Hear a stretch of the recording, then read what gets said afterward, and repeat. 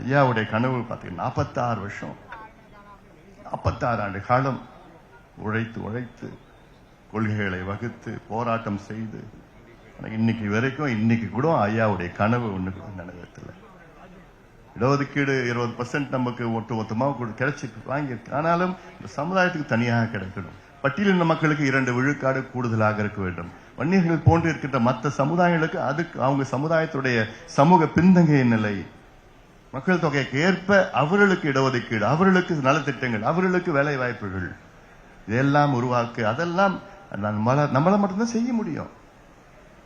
ஏன்னா நமக்கு அது உணர்வு பூர்வமா நமக்கு நம்ம டிஎன்ஏல இருக்கு, ரத்தத்தில் இருக்கு, டிஎன்ஏல இருக்குது. இதெல்லாம் செய்யணும், அந்த மக்களுக்கு செய்யணும்னு என்னோட டிஎன்ஏல இருக்கு.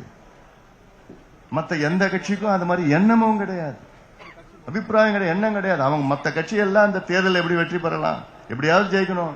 நம்ம அப்படி கிடையாது. எப்படி என்னாலும் சரி நம்ம அணுகணும், வேகமா செய்யணும். ஆனாலும் அதே நேரத்திலே வருகின்ற தேர்தலில் மிகப்பெரிய வெற்றியை நாம் அடைய போகின்றோம். நம்பிக்கை நிச்சயமாக எனக்கு இருக்கிறது, உங்களுக்கும் இருக்க வேண்டும்.